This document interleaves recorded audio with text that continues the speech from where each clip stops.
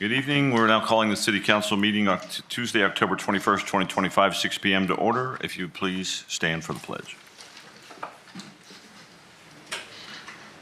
Allegiance to the flag of the United States of America and to the republic for which it stands, one nation, under God, indivisible, with liberty and justice for all. On one Texas flag, I pledge allegiance to thee, Texas, one state, under God, one and indivisible.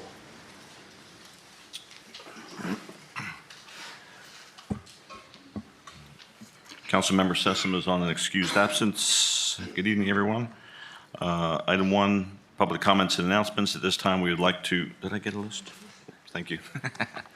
At this time, we would like to listen to any member of the audience on any subject matter, whether or not that item is on the agenda. All comments are limited to a maximum of 4 minutes for each speaker, shall be limited to city business or city-related business or matters of general public interest, and shall not include any personal attacks or abusive language.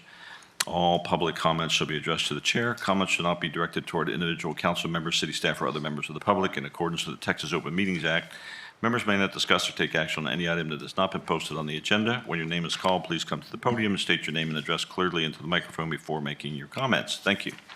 We have just one today. Michaela Rios.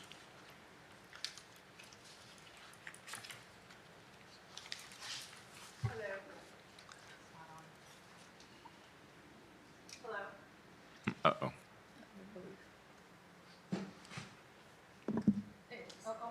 Hello. Yeah. Okay. Hi, I'm Michaela Rios. I live on Aspen Lane. Good evening, Council. I know that the Seabrook Skate Park is up for discussion tonight, and I wanted to speak on why I believe a new skate park would be a great investment in a quality of life capital improvement project. Skateboarding is one of the most inclusive and low-cost ways for youth to stay active. It doesn't require a lot of equipment, just a skateboard and a good skate park, and it makes it more accessible for kids and affordable for parents. 2021 study found that youth skate for about 55 minutes on average at community skate parks, maintaining heart rate consistent with National Exercise Guideline for cardiovascular fitness. Adults showed similar benefits as well. At skate parks, kids learn more than just tricks. They develop important skills such as perseverance, resilience, creativity, and peer support. Skate parks reduce injury rates by moving displaced skaters off of streets and into designated areas. Research shows that structured skate parks minimize traffic-related risk while promoting healthy physical activity. According to data from the Skate Park Project, formerly known as the Tony Hawk Foundation, even modest skate parks can draw around 80 visits a day, generating nearly 29,000 visits a year. This would be a great investment into our community and a cost-efficient way to invest into a recreational facility. It's guaranteed to bring in more business for the local small businesses in Old Seabrook, especially if it does stay at the same spot that it's at now. Everyone will have to go down Old Seabrook and potentially stop at all those great local businesses. There's no off-season for skate parks, so you don't worry about a skate park not being used the majority of the time. It'll be used daily. Even like today, when the skies are raining and then it clears up, I guarantee you skateboarders go out there and they literally sweep and squeegee the rain off to start to skate it faster. Maintenance for skate parks are about 10 to 25 cents per square foot. So yes, there is an initial cost, but over time, it's a lot cheaper than other facilities.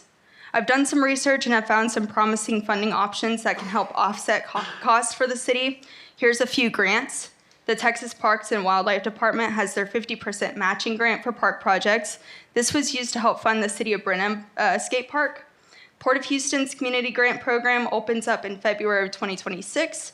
They invest in community recreation within the port service area. And Plano Park offers skate park design matching grants, which are reviewed quarterly. In addition to these grant opportunities, my friends and I that run a nonprofit for skateboarding would be willing and able to be a fiscal sponsor with 0% administration fees to help manage some grassroots fundraising efforts. If the city wishes, we can just begin that fundraising as soon as possible. And one idea, since I live so close in proximity to Miramar, is there's just been so much great investment in that local area already, especially with the pool construction starting this week. There's shades added to the playground area. And kind of a vision that I have is similar to the A-Leaf Neighborhood Center that has just all these amazing attractions that are not only just for skateboarders or for little kids at the playground, but it just entices so many different groups of people and really just draws in this like community hub. And so I would just love to see continued investment into that area, and a skate park, I think personally, is a great way to start. And as a mom, it's a great area too, because my husband and my kid can skate while I walk around and push the stroller with the baby. And I think that many, many families would agree. Thank you all for your time and consideration. Thank you, Michaela. She was the only one on the list. Is there anyone else who didn't get a chance to sign up who would like to speak? Hearing none, there's your list. Thank you. Item 1.1, Mayor, City Council, and/or members of the city staff may make announcements about city or community events. All right, I got quite a few events here, which is always good to see. Our first one is the Costume Paw Parade, which is on Saturday, October 25th from 10 a.m. to noon at Metter Park. On that same day, Saturday, October 25th from 10 a.m. to 2 p.m., we also have National Drug Take-Back Day at the Seabrook Police Department. And on Saturday, November 1st from 9:30 a.m. to noon at McHale Park, we have our fall sweep. Tuesday, November 11th, from 11 a.m. to noon at the Bay Area Veterans Memorial, we have an event which we are honoring our veterans. And then later that same day, again Tuesday, November 11th, from 4 p.m. to 7 p.m., we have our Fleet Week drone show. That's off of Main Street from Bryant Avenue to the wastewater treatment plant. Lots of exciting things ahead. Thank you. Any other announcements? Just beware of the weather on Saturday. It looks kind of iffy for the Paw Parade, so keep an eye on the city's social media pages. Item 1.2, City Manager Update and Report to City Council on various items that require no action, including Seabrook boards and commissions, transportation projects, and City of Seabrook CIP projects. Thank you, Mayor and Council. On your boards and commission updates, your Planning and Zoning Commission met on October 16th, continued their conversation on hazardous materials for fences. So they'll be making recommendation back over to City Council. Parks and Trails met yesterday, and they are looking also, they heard a presentation from Kayla on the skate park and looked at the TxDOT, again, the $160,000 grant. So we'll talk a little bit about that. Basically, when they talked with TxDOT, this will be something else that we'll need to discuss moving forward. The idea for a sculpture that will be off 146 will need to be city matched with all the upfront design fees. So they did talk a little bit more about the two-part requirement on that. Your EDC met on October 9th. The Crown Trophy business had an application that was approved at 50%, and then the Business of the Year was directed to go ahead and kick off for public input on that application period. Pomodoro's application was tabled, and the EDC will be meeting in a special meeting tomorrow night. So those are the items. We have public notice for November 4th, and that is for the upcoming specific public hearing for the conditional use permit for the Seabrook Cheese Company for an open air market.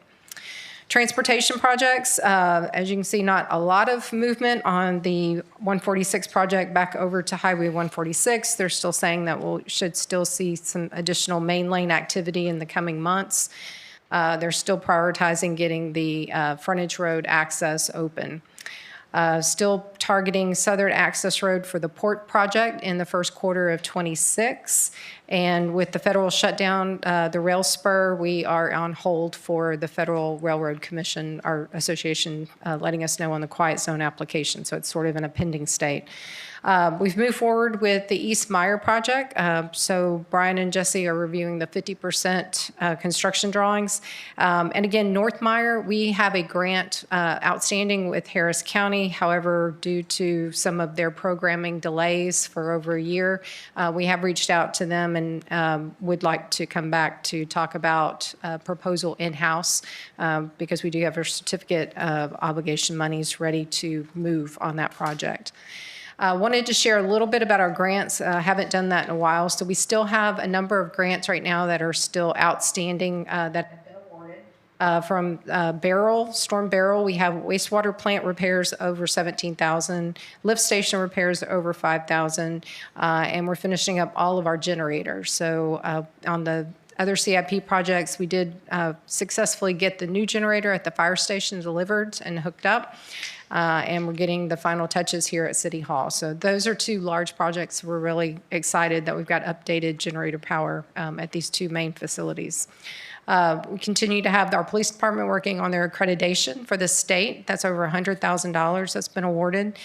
We had a few more updates on grants that were related to warning sirens. We've moved to the next phase in the review process for $241,000.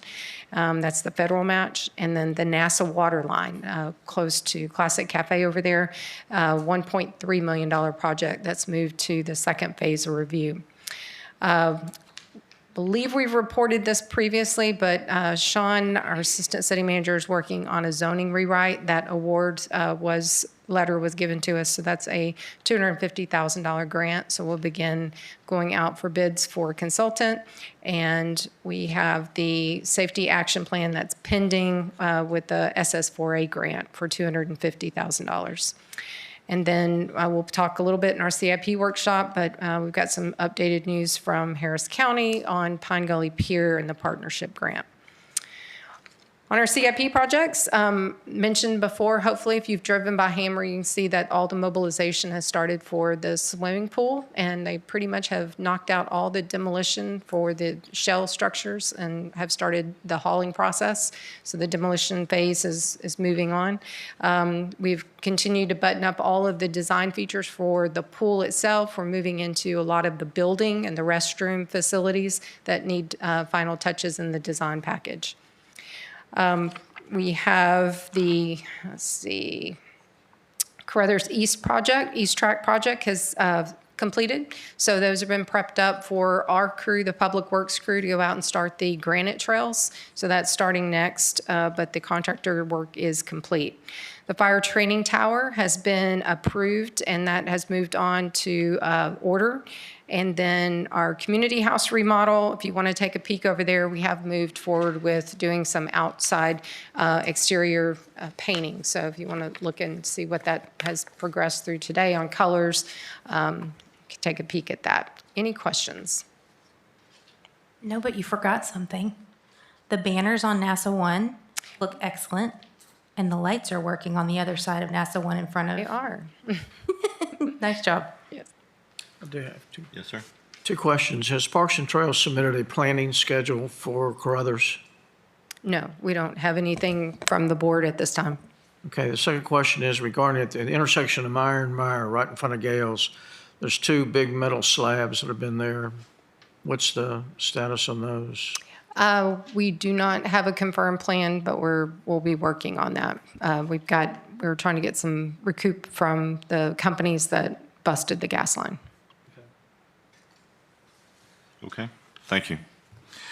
Item 2, presentations. I'm going to read both of these, if you don't mind, and then that way I can do both presentations, proclamations down there at the, if there's no objection. Item 2.1, Mayor Sweeney to present a proclamation declaring November 3rd, 2025 through November 7th, 2025 as Municipal Court Week in the city of Seabrook. And then item 2.2, Mayor Sweeney to present a proclamation declaring October 2025 as Breast Cancer Awareness Month in the city of Seabrook.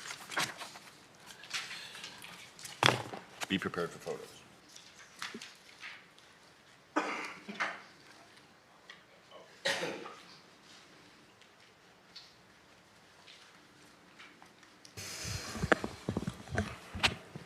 Thank you. Judge, welcome everybody. Whereas municipal courts play a significant role in preserving public safety and promoting quality of life in Texas, and whereas more people come in contact with municipal courts than all other Texas courts combined, and public impression of the Texas judicial system is largely dependent upon the public's experience in municipal court, and whereas the city of Seabrook is committed to the notion that our legal system is based on the principle that an independent, fair, and competent judiciary will interpret and apply the laws that govern us, and that judges and court personnel should comply with the law and act in a manner that promotes public confidence in the integrity and impartiality of the judiciary, and whereas Seabrook municipal judges are not policymakers for the city of Seabrook, but are bound by the law and the canons of judicial conduct and required to make decisions independent of the governing body of the city council, city officials, and employees, and whereas the city council recognizes that the Constitution and laws of the state of Texas contain procedural safeguards in criminal cases for all defendants, including indigent defendants, and supports the Seabrook Municipal Court in complying with such legal requirements. Now, therefore, I, Jim Sweeney, Mayor of the City of Seabrook, do hereby proclaim the week of November 3rd through 7th, 2025, as Municipal Court Week. In witness thereof, I hereto set my hand and cause the seal of the city to be affixed this the 21st day of October, 2025. Thank you. We get some pictures over here? Yeah, sounds great. Okay. Council, you want council or? Sure. Otherwise, you'll just get two of you in there. So. They're going to be in the background or in the front? Might as well come down.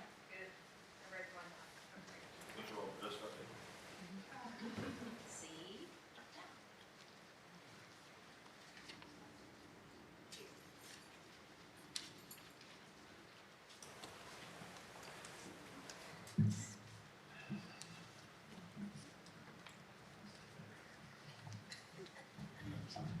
Thank you.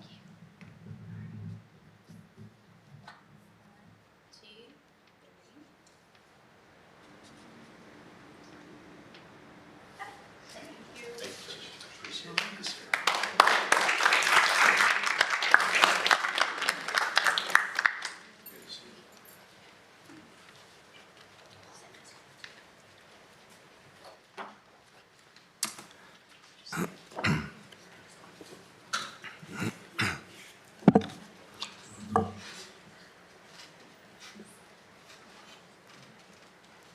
Thank you, Shannon. You'll pardon me, my daughter is a breast cancer survivor and my sister is as well. So, whereas breast cancer is the most common cancer among women worldwide and a significant health concern in our community, and whereas early detection through screening and increased awareness can save lives and improve outcomes for those affected by breast cancer, and whereas it is essential to promote education, awareness, and support for individuals and families impacted by breast cancer within the city of Seabrook, and whereas the city of Seabrook recognizes the importance of uniting our community in the fight against breast cancer and honoring survivors, those currently battling disease and those who have lost their lives to it. Now, therefore, I, Jim Sweeney, Mayor of the City of Seabrook, in recognition of this event, do hereby proclaim the month of October 2025 as Breast Cancer Awareness Month. In witness whereof, I hereto set my hand and cause the seal of the city to be affixed hereto this, the 21st day of October 2025. And we have a representative from the Rose here to accept. Would council like to come back down, please?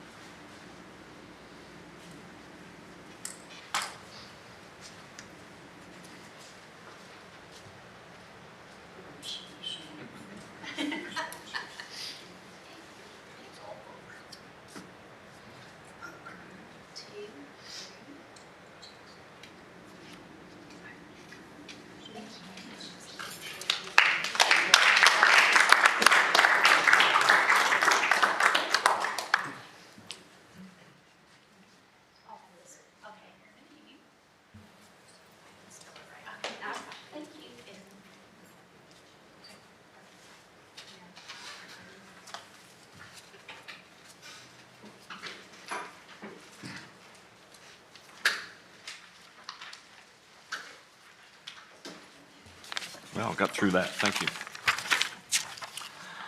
Item 2.3, hear and receive a report on the city's financial report for the period ending September 30, 2025, and the fiscal year 2025 year-end summary. Mike, our Director of Finance. Good evening, Mayor and Council. Before you tonight is our kind of our year-end report. It's really our preliminary report. We still have several accruals and entries to make backing into September 30th, but this is where we stand right now, and hopefully we should come in pretty close to what you're seeing here. Starting with the general fund, our revenues came in at $15.8 million, under budget by $800,000. Big culprits there. Our collection on license and permits was 60%. Our property tax was at 94%, and sales tax was 93%. The expenditures, we did a better job controlling our expenditures. They came in at $14.6 million, under budget by $1.9 million. Our projected fund balance is $9.9 million.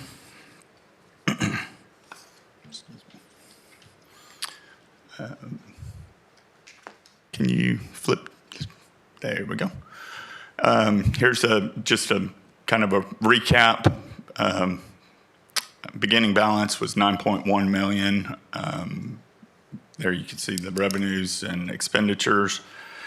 Also, we have some outstanding purchase orders, and some year-end adjustments that tally up to $358,000, and that leaves a net change positive $800,000, rolling back into the estimated fund balance of $9.9 million.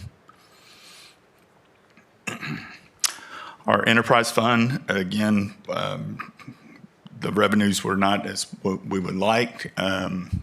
We were below budget by $1.4 million. The total revenue was $12.5 million. The expenditures were $12.7 million. Those two were under budget by $1.2 million.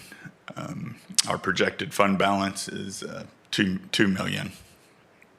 And again, the weaknesses there are just lower water and sewer revenues.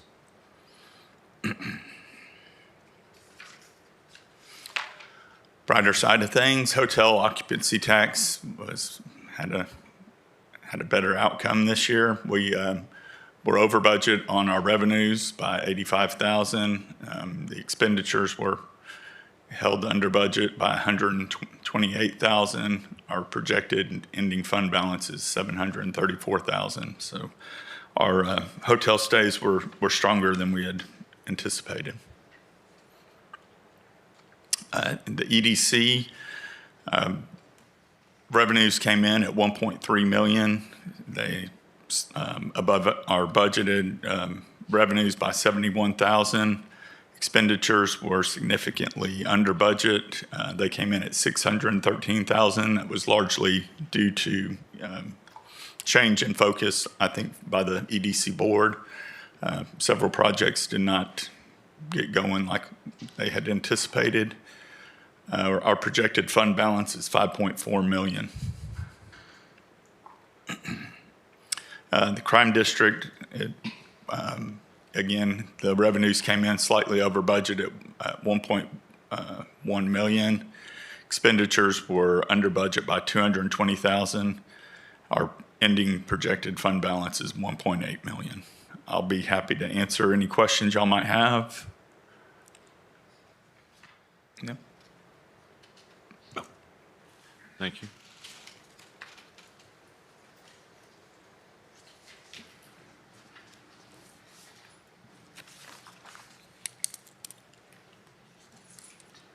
All right. Next on the agenda, item 2.4, presentation of an update to the City of Seabrook strategic plan. City Manager, will present. Mayor and Council, with your agenda item tonight, you've got the full strategic plan that we got together and updated earlier this year. The areas of emphasis, just as a reminder, are your economic development, city services, infrastructure, engagement and branding, and quality of life. So a lot of these moving into our fiscal year 26 are on the radar for many of our directors and departments.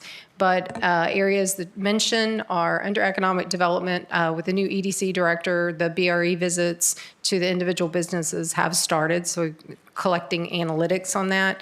We completed our stakeholder meeting for the signage and moving into an RFP with those recommendations.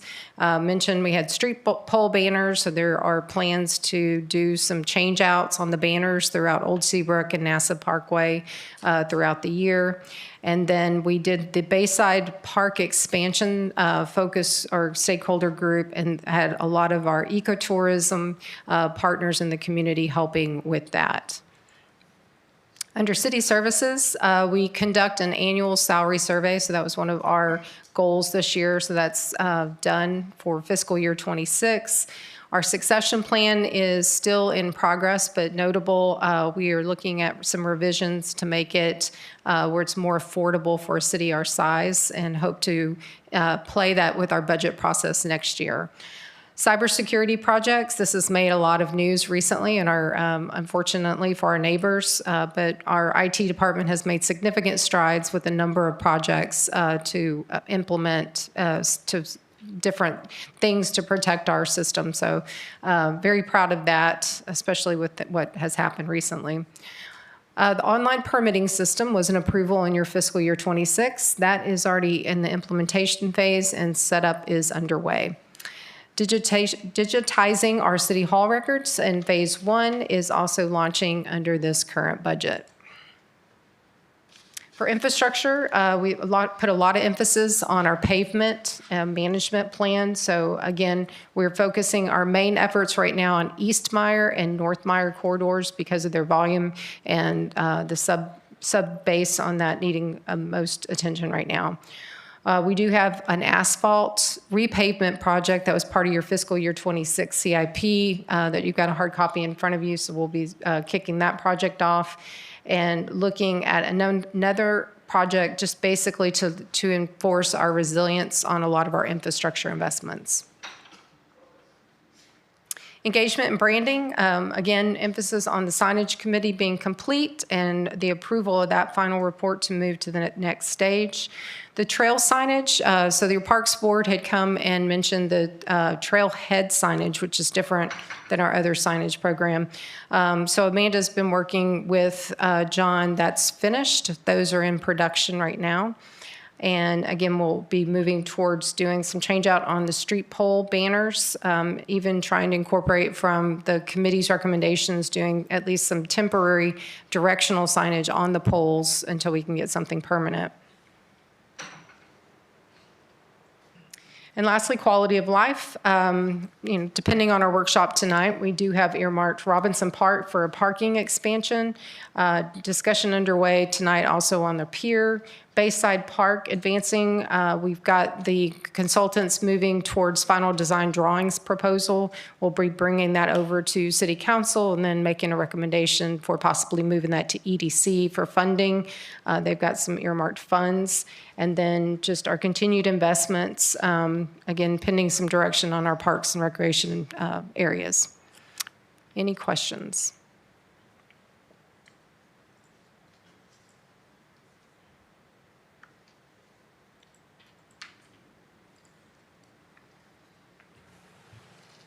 Okay. Next is the consent agenda. If you'll bear with me, I've got a lot to read here. Item 3, consent agenda. 3.1, approve the minutes of the October 7, 2025 City Council meeting. Item 3.2, consider and take all appropriate action on the second reading of Ordinance 2025-09, a request to amend the Seabrook Code of Ordinances Appendix A, Comprehensive Zoning, Article 2, Administration, Section 2.03.5, prohibited uses, to modify the ordinance adoption process by reducing the required number of readings and to create a special exception permitting the use of shipping storage containers in the construction of above-ground and below-ground swimming pools.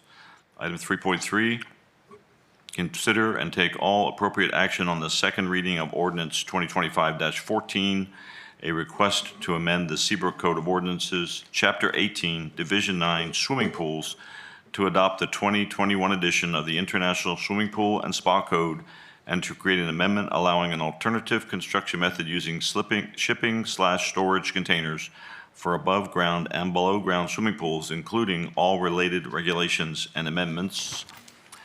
And item 3.4, consider and take all appropriate action on approval of the second reading of ordinance 2025-1, updating section 2-47 agenda, establishing to reflect changes enacted by voters in the 2025 special charter election, as well as new requirements by the state of Texas. And finally, item 3.5, consider and take all appropriate action on resolution 2025-26, updating the Harris County Multi-Jurisdiction Hazard Mitigation Action Plan, a resolution adopting all of Volume 1 and the City of Seabrook's portion of Volume 2 of the Harris County Multi-Jurisdictional Hazard Mitigation Action Plan. Move to approve the consent agenda. Second. Councilmember Hammond makes a motion to approve. Councilmember Tolet seconds. All in favor? Opposed? Unanimous? Thank you. All right, if there is no objection, I'd like to move an item up before our workshop section, item 6.2, so that we can hear a presentation on the general obligation bonds. Objection? Hear a presentation and take all appropriate action on the overview of a financing plan and a schedule of events for the general obligation bonds series 2025 regarding the construction of the city pool from City Financial Advisor John Roebuck. John? Mayor, Council, John Roebuck, BOK Financial Securities. Thank you for having me tonight. We have before you a presentation for your consideration to start the bond sale process for the $4 million authorized in the May 2025 bond election, so you can start paying for the pool project. On the first page, you have your bond buyer index. This is basically the Dow Jones and municipal bonds. We are selling general obligation voted debt, which is represented there in the blue line. On the far right there, you see the current rates of 4.78%. We've seen some volatility in the market over the last couple of months. I will say the Fed did lower rates a couple months ago, and they actually are planning to lower rates again next week. And then they are expecting one more rate change of 25 basis points before the year end. So we're seeing rates come down, which shows a good time to sell bonds. There's not been a lot of volume in the marketplace. So again, with good quality, credit-rated bonds like y'all have, a AA rated by S&P, we should see some good results in the bond sale process. The next page is the estimated debt service requirements. There on the far left is the city's current debt service requirements. This is principal and interest due each year, less the self-supported debt. You have some debt you've issued that's paid for by the EDC and also by the water and sewer system, and that's there in the middle column. And then the proposed principal and interest is there in the middle columns for the Series 2025 general obligation bonds. We did assume an interest rate of 4.75%. Given today's market, if we were to sell today, we'd be closer to about 4.4%. So we will be better than what we're showing here on this presentation. And then after the sale of the bonds, the resulting debt service there is on the far right. And again, this is preliminary, and we won't have the final numbers till we sell these bonds. And then to do that, on the next page, we have a schedule of events. We've already started the process. In fact, we put together this offering document here already. And this is basically a preliminary official statement that we'll give to investors to look at your bonds. And this will give you an overview of the payment terms of the bonds and also the history and financial situation of the city. It's a good document for everybody to look at, actually see how well the city's doing financially. And then we'll have rating calls, which we have scheduled for Thursday. And then we'll come back to you on the 18th of November with the sale results and ask for your approval of the bond sales at that point. If you approve it, then we will close on Tuesday, December 16th, at which point you'll receive your funds. Tonight, we're just asking you for the green light to move forward with this. No formal votes necessary, just a green light nod to say let's move forward, and we'll see you in November with the bond sale results. Anyone have any questions? So we're directing to move forward from council. Yes. Great, thank you. Thank you for your See you presentation. next month. You're welcome. All right. The next item is item 4, workshop session. Item 4.1, discussion and possible direction regarding funding options and conceptual designs for the Pine Gully Pier Project and a review of the quality of life capital improvement projects, CIPs, including those with unfunded or to be determined funding sources and potential new projects such as the donated property on NASA Parkway and the Seabrook Skate Park. Got a lot to unpack here. The time is 6:34, moving into workshop session. Yeah, you just want to go over what we have so far? Yes, there's a couple of updates, and then I'll just open it up. This is a workshop session, so a couple of you had directed this, so we'll let it be more council-led. But just to jump into the first project that we've been talking about that led to the workshop is the Pine Gully Pier. So just as a brief recap, we did bid the project in 2023 with demolition included. We were at 2.4. I did share some information across council with our neighbor just down the street that just bid a pier. So it looks like our linear foot cost would still lend itself to be in that 2.2 to 2.4 range. Harris County, Mayor, I guess if you would, you want to give them an update on your correspondence? Sure. I had another correspondence today. I spoke to Harris County Commissioner Garcia's office last week to get an update for this council meeting, and they have recommitted the $500,000 to us. But I did get clarification that we could use it either or for demolition or construction or both. They will allow us to split it in two projects. They encourage us to use it as soon as possible, but it is essentially an open-ended grant. That there was no additional monies available for 2025, but that the 2026 grant application process opens in January. I had a brief meeting with Commissioner Garcia about 2 hours ago, and he committed to me that if the county could find additional funds this year, they would still do that, but I'm not terribly hopeful. But he is fully aware of the project. His staff has kept him informed of what we're doing and what's going on. He is fully committed to trail systems and connected trail systems with parks. That's one of his hot buttons. He's a cyclist, and he really is in on projects like this. So I'll continue to work with his office, but that's where we're at right now with Harris County. Okay, so the assumption I've made here is they're going to take us back to our 2024 where we applied for $1 million. So there's probably still the 50% match. So I've just indicated here a 50-50. One note to mention here as we get into this project and all of your quality of life projects for any change in your priorities is Mike had mentioned as we close out this year, we had additional surplus that is on the table as well. So we're looking at an additional $800,000 as we talk about these projects tonight. Typically, your surplus goes back into your unallotted fund balance, but with all of the projects that are looking for funding, wanted to make that note that you do have additional funding to look at. Again, on the Pine Gully Pier, there have been a lot of input from this board as well as other boards on potential grants. We've talked about the Coastal Management Program. They did open up the webinar and class this week for going back. I've attended that in the past. My indication that there's two paths on that Coastal Management Program. We have a slight chance on a pier, but I'm not sure. Again, it's a 50-50 grant as well. That's going to be opening up early 26. And as we've talked about before, the Texas Parks and Wildlife Grant, that would be in August of 26. So we still have a significant delta on this.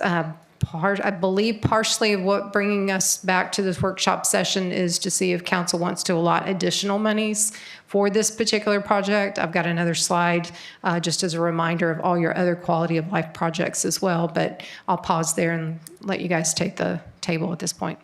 Should we take a quick look at the other projects so when we're discussing this, we at least know where we're at, huh?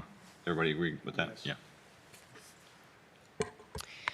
So there's been a question, when we finished our budget process, you've got a large copy, hard copy in front of you, that's your CIP total grid matrix there. This sheet that you're looking at right now just identifies any project that we have allotted the new port funds to. So Bayside Park on that second bullet point is $1.5 million. That in the settlement agreement this time is allotted to Bayside Park and or park projects. The other projects that we had earmarked some of the additional park or port money for was $100,000 towards the wildlife trailhead improvements. Predominantly that's on the parking improvements. Hester Park pedestrian bridge, again, this was a project that came over from your Parks Board, $168,000. Friendship shade structure was pushed out a few years, but $25,000. Hester parking expansion, excuse me, that should be Robinson parking expansion. So I think we had already made a determination on the Hester that would be struck. So at the bottom, a little over $500,000 in port money if it needs to be back on the table for prioritizing those projects. And again, I've just shown the 1.5 sort of bullet point out for Bayside Park. So those are with port funds. Projects that we're starting to mention that don't have funding and not completely scoped out. We do have the East Track at Carruthers, so we do have the remaining insurance money, but there's planting after the trails go in out there, so could be an additional amount to be determined. Bayside Park, on your sheet, you'll notice, and from the consultants, that project to be built out exactly like the concept, their estimate cost is around $2.8 million. That project does have $500,000 that could come from EDC for quality of life, but there still remains a deficit. That project, as I'm working with the consultants, it has a lot of area that touches the water, the slough area. So the coastal management program is ideal for that grant. So there is a portion of that 2.8 that we both agree can be probably carved out of 2.8, and we've got another funding opportunity with that grant. As we've heard, the skate park we started that conversation in the budget process. Our staff in Public Works has done a lot of work behind the scenes. Kayla, along with a number of people in the community that have been speaking on the skate parks, have formed a little focus group. So Public Works has been meeting with the focus group. I think everyone agreed in their site visit that sandblasting paint off of the ramps most likely is going to completely destroy that. And so spending $20,000 to sandblast it's probably not a good use of our money. Everyone is focused on a total reconstruction. We've got some preliminary design bid builds. We are sitting on a pad site that's approximately 7,000 square feet. So if we wanted to go back and reconstruct something exactly the same footprint, we're looking from our conversations at the beginning of around 550 up to making a little bit larger and a little bit nicer all the way up to 1.5 million. So there's quite a spread on that project. We've mentioned, and this will be formally on the next agenda, but the donated park property. So we have all been noticed that we have a new property that one of our residents has donated to the city that potentially could be a park property, but it comes raw, so it's going to need some improvements of some sort on that property. So I didn't put a cost on that, but just as a reminder, these are some things that we have yet to talk about as we're looking at surplus and probably reprioritization of some of your projects. The new potential park property, how quickly will we need to move on that? Is that something that could sit, put a fence around it? I don't know. Is there liability for, I mean, I know that bulkhead is not in great shape.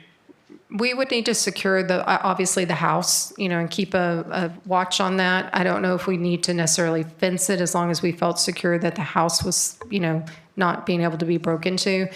And then probably would need to go and decide if that from council deserves a feasibility study. Do we want to keep it if we don't want to keep it? Or if that just goes and decides to be a demolition and we look at what improvements, if any, we want to put on the property. Can we have a brief discussion about that now, or do we need to wait till we accept the property to really talk about this? I think we're talking about it now, so it's... Everybody knows where the property is, right? Anybody have any ideas? Go ahead. So I think we're struggling a little bit to figure out what we would do with this piece of property. It's not big enough to make a park out of. It's not really in the right location to be a visitor center, for example. We would like that to be, I think, downtown or at least on Main Street. I wonder if we should consider selling the property. And the question to you is, can we do that? Do we know about what that property may be worth? That portion, I think we need to wait till we accept the deed, and then we probably need some legal counsel on that one. We'll need to talk about how that was willed over to the city. Yeah. Because we have a lot of projects here that we would like to do. Wouldn't you like to trade that piece of property for some of these other things that are quality of life issues? So that's just a thought. Yeah, I agree with Tom. I think if you look at the practicality of it and the size, it doesn't have the size for adequate parking, and it's right next to Villa Capri, and I can see people parking there, coming into the park, which would create another problem. The other issue is that vacant house is a liability the longer it stays vacant. So we're going to have to address that to make sure that we don't have people getting in there and getting hurt. I don't think there's any question that we take the property. I mean, I think that's a no-brainer. My concern is the safety of the house, and the expense of maintaining it. So my thought is get the property, sit on it, make this a next year's situation, but make sure that if it's a substandard property, that we do what we need to do to demolish it. That would be my suggestion. An opinion? Yeah, I actually agree with Summer. I don't think that it's imminent that we make a decision on the property. I know that the owner was pretty clear in her intention. She wanted it to be a park. So like, to have this conversation feels, for me, I don't know, it's a tough conversation, and that's what we're here for, is to have those. But I do think we just need to make sure there's no liability, and that property, if it needs to come down, it needs to, or the house, I'm sorry. If it needs to come down, it needs to come down. But I don't think it's something that we have to rush on at this moment in time. Just one other point.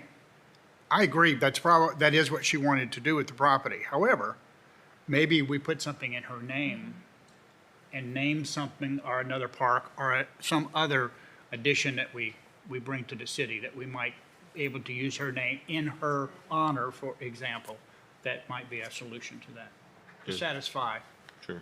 Yeah, I think that's great. In the very least, we need to honor her memory somehow. Tyler, any comment? I mean, no additional comment. I'm in full agreement with what's being talked about right now. So, Okay, so yes, sir. Just one other thing in terms of the financial aspect of it, and delaying the decision's fine, but if it comes out that 3 months from now or 4 months from now, we're going to have to take it down or whatever it's got to be, we're going to have the funding for it. So that would have to be reserved from our, available funds. Just my thought. So what are the legal ramifications? I mean, like, what is the liability as it stands if the property were gated off or fenced off and people were clearly not allowed on it?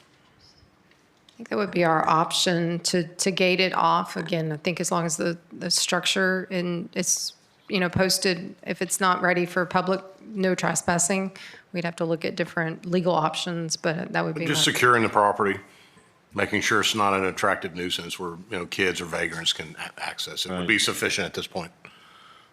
Okay, I think we hold it for now. And Okay, wait so till we here's the acquire it thing. and then- On that, I'm concerned about that oak tree. She protected that oak tree with everything she had at one point whenever NASA was getting expanded. So that oak tree, to me, no matter what we do with that property, is a non-negotiable. I just want to make sure that's on record because it was really, really important to her, and that was illustrated multiple times over. So that, I know it probably doesn't seem like a big deal to you guys, but when we put that fence up, I want to make sure the tree's okay. We need to put the fence around the tree. Is that, okay, got it. Thank you. All right, good. What do we want to talk about next? But my calculations, I may be wrong, but I show that with everything that Gail said, we're short about $800,000 on the Bayside project. Is that right? So, I mean, we have, so one decision is we have an 800,000 budget windfall. We put that in there and we finish Bayside. Just something. Is that a priority for us? Or I mean, if we put that, let's say we put that in the pier with the 500,000 from the county, and we're at what, 1.3? That's almost half if we can get a matching grant. We need to finish Bayside. We need to finish it. We've been telling our citizens all this time that the wastewater plant's coming down and we're gonna build a park there. We need to finish that project. That needs to be a priority in my mind. And my other concern about Pine Gully is that I'm concerned about what the price is going to be today. And we don't have that number. It was 2.4 years ago, or 2.4 years ago. What is it today? So we're gonna have to go back to that process, and you can't, it's hard to go back to a vendor and keep telling them, give me a new price, without doing anything about it. However, we could, if we wanted to, we could spend some money and determine what we need to do with the demo and do some of that work, particularly close in, and get that project started. I think it was, what, $10,000 or $11,000 it would take to, do we have to do a study on that, or we have to do a survey, or? Right, the $11,000 is for a survey to overlay and see which piers stay and which piers would go. So that would be an expense to start with. And then, we were looking, it was $440,000 on the 23 bid for just demolition. So, if that could be cut in half, that half of the piers don't have to come out, you could possibly be looking at, 220 or 200 just in demolition. I mean, we're still certainly in the realm of what we were talking about. We've already seen what LaPorte's doing and seeing how much it's costing. So we have some basis already of what current, and they're only half the length. And maybe that's some things that we could consider in the future, whether we go to full 1,000 feet or whether we go 500 feet, up for discussion, I would think. But we certainly need to build this resilient. We don't need to keep rebuilding this pier every couple of years. And we've seen so many of these get destroyed over the years. It's just a constant issue. We need to build it with resilience. That's my thought. I know for me, I'd rather, just as a starting point, at the very least, get it demoed. I like that idea, just as a starting point, to get something done with that pier that we've been talking about. And so if that is the only option we go with, I'll wholeheartedly support that. So that way we're at least moving in a direction. One thing to add, we did get correspondence today from the GLO. So we do have a GLO permit that's required for the footprint of this pier. There was something that was updated that's called letter of permission, and they turned that into us today. So from the GLO's eyes, they need something to happen here by the end of 2030. Or they could order us to demolish it regardless. So just want to add that because that was new today. And, there's really no other stipulation on that, but it does kind of put a hard deadline for us that if we do the demolition, we're moving forward with what they're ordering if we don't build it back. Because at some point, GLO will require us probably to pull at least the T section of that out. So I think that Bayside is important, but on that same token, we've also been promising to repair the pier for that long of amount of time too. So it's kind of we're looking at the same argument either way.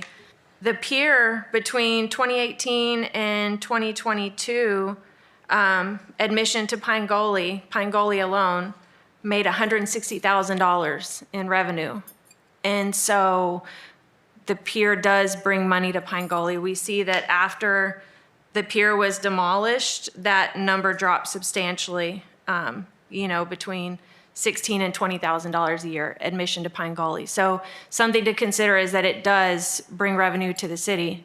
And I would suggest that if we do that, then we take and put some of that revenue in a contingency fund for future use so that we can repair the pier. And so we have like our own insurance plan within city budget to repair the pier if need be in the future. But I do also think that we need the breakthrough, like a more resilient pier, but maybe it can be shorter and we can discuss, not having a big fancy pier, but something reasonable for our city.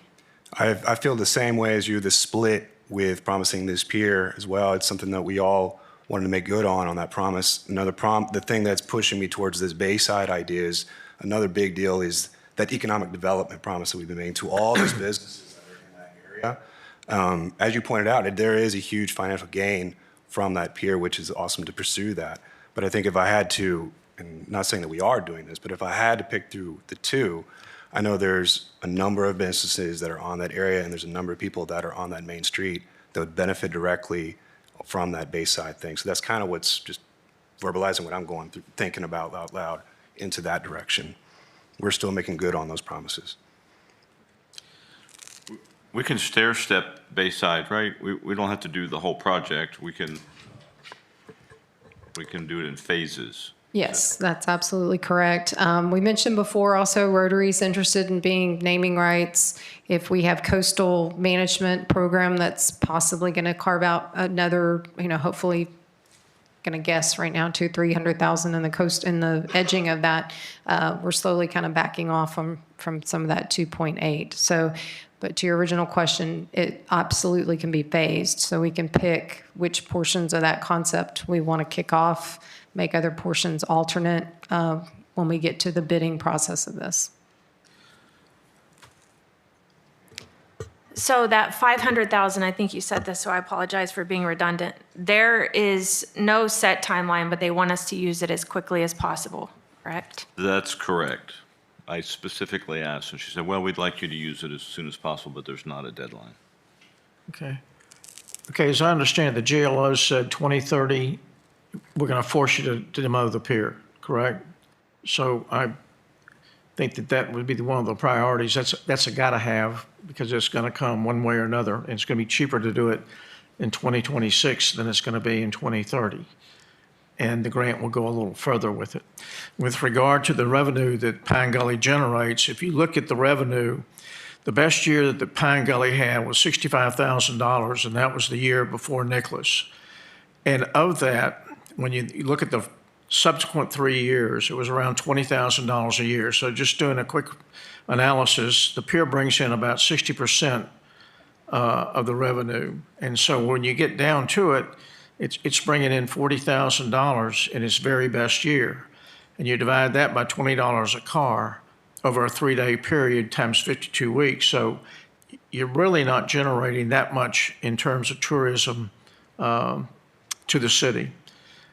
I'm not opposed to it. I'm just pointing this out. I think we get more bang for our economic buck with the Bayside, again, with the locality and the exposure to our businesses in Old Seabrook. I'm definitely not arguing not to do Bayside. I mean, we've already allocated $1.5 million to Bayside. So as Jim stated, I think we can take that in bite-sized pieces and roll that out. From my discussions with Gail, it seems like the consensus with who she's talked to, we're more likely to get funding, partnerships, and additional resources for Bayside than we would be for the pier. So, I mean, that's my argument. When we talk about the pier and being 500 feet versus 1,000 feet, I'm not a fisherman, so I'm not going to pretend that I know what I'm talking about. But my understanding is it had to be 1,000 feet at least so that people could actually fish from it and not be fishing in the mud because of the silt that comes in and how high it is. Is that correct, why we're looking at it to be 1,000-foot pier still? I think at high tide to low tide, a lot of us go out there, so we're seeing what it looks like at low tide. If you've got a boat, you also know how what the depths are out there. So the closer you get to the coast at Pine Gully, it is very shallow. I'm not a fishing expert, but we know that there's a significant shallowing as you get closer to the edge. Yes. Have we ever had a study done in terms of the silting that comes out of Pine Gully and its effect upon shoreline? I take that as a no. In the archives, yes. Well, and the reason I'm saying that is in terms of determining the length of the pier that would be effective, if it has excessive silting, for that area, that it collects additional silt, whether it's from Pine Gully or wherever, then you'd say, yeah, you got to go to 1,000 feet. If it doesn't have it, and it's the same as Sylvan Beach or Seabreeze, then that may be another thing of discussion, because there are people that wade fish all along that area, from Red Bluff all the way down to Clear Lake. I guess something else we can look at is regardless of the silt. Maybe we don't make it a fishing pier. Maybe we make it more of a pleasure type pier where people can just walk out a little bit on the water rather than being a fishing pier. That might ease some of the linear foot that we need for it. Just a suggestion. If we were out there with Brooksy a week ago, and there was a little, I think it must have been close to high tide. There was a wade fisherman out about halfway down the pier, and he was thigh high until the container ship went by and pulled the water out. And then he was chest high when the wave action came back in. But it's fairly shallow out there halfway out. But if we're going to look at doing that, and if we're going to do a study on demolition, I think we need to make a decision about that, because that study then has to include demoing from 1,000 feet in to 500 feet or whatever, right? So we need to make that, if we're I going didn't to think do of that, we that. need to make Yep. that secondary decision. Well, I think the GLO's made the decision. It's not a question of if, it's just a matter of when. Well, I would say, but if we're talking about maybe constructing, say, a 500-foot pier, but we're talking about just taking some of these pilings out that originally were going to go out to 1,000 feet, but we're not going to do that now. We're going to have to, that study, that $11,000 study is now going to have to look at pulling what's going to cost to pull everything out back 500 That's what the feet. GLO is saying. Yeah. It's all going to go. So that's step A. It all goes. And then what we go back with, where it's 5 feet or 500 feet or whatever, Yeah, that's another thing. I understand what you're saying. GLO wants to know if we have a plan. Yeah, right. And if we decide that we want to say, we want to leave 500 feet out there and we want to leave the poles because that's where our birds roost. That's where our pelicans roost. That's part of our quality of life. We do it all over the city. If you look down by Roses and all those areas, we left those poles there for a reason. Sailing base, yeah. Why wouldn't we leave those? I would want a clarification from GLO, and most likely they just want a plan. They want to know what you're going to do, or you lose your ability to have the number that's put on the front side of your pier. Everyone's supposed to have one. It's not there anymore, but They've actually said they're willing to come talk to us. So if we want to get them to speak, I'm sure they'd be happy to come. I just think they want to see a plan. They want to know what are we going to do, and if we decided to do that, maybe we wouldn't have to demo all the way back 500 feet. Maybe we demo some of it. So anyway, that's just a point. Can you reach out to GLO Gal and get clarification? Yes, we can, I'll respond to their email today and see what, Can I add one? I'm a little confused in the audience. I'm curious, so we have in the budget already approved 2.8 million for Bayside Park. Is that, the CIP for the 2.8 is made up of a number of different funding sources. It's not all, One pot? it's not one pot. it's all in the port fund? No. I'm just going off the budget. Okay. I apologize. Okay.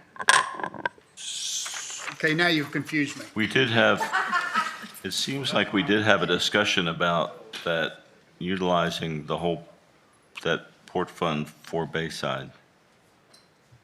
Because it was all going to parks. Is that what you're saying, Mike? I'm saying in the budget, we have 3.1 million in the port fund and 2.8 going to Bayside Park, and then another 300, 400,000 to some other Hester, Other smaller projects? yeah, smaller bites. So I don't know. Now I'm confused. So I thought we got, This is the budget y'all approved. yeah. So I thought we got a bulk sum of money from the port and the rest is coming to us in pieces. Like 30,000 a year roughly.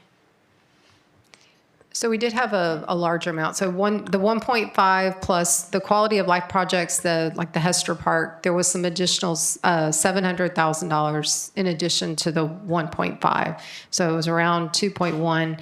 Then after that, every year we get escalated up that annual payment. And that is another, I think, $600,000. we've received 2.9 million. Okay. And so then interest on that we're forecasting a little over 150,000.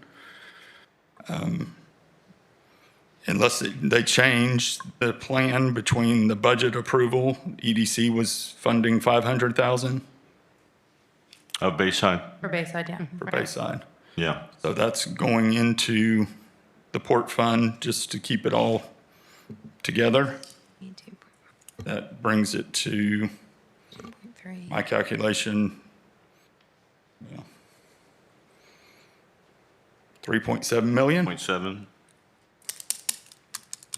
So anyway, I was just confused and heard 2.8, and I'm like, there's 2.8 in the budget. And so just wanted to point that out. So we've received 2.9 million, like money in hand, what we've received. It's in the bank. It's in the bank. Money in the bank. It's in tax pool now. Okay, that's different than what I understood. Okay, and then EDC has agreed to give 500,000.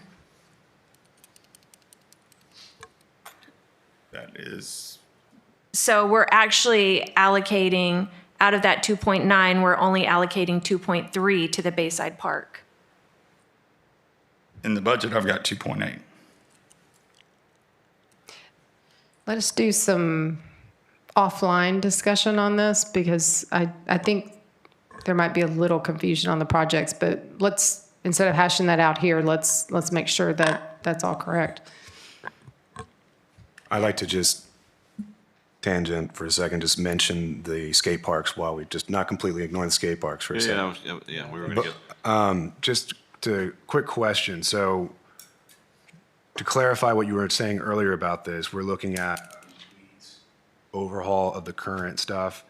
And I know this is all early days and I know that's it's in the beginning, but have we heard any kind of numbers as far as potential grant money and everything? I know some has been mentioned already, but I know you have a group that's already been in discussions. Is there anything, any number that we can kind of, that I would wrap my head around as before we go For forward? grants, I don't know. Kayla had mentioned some additional grants that I wasn't aware of.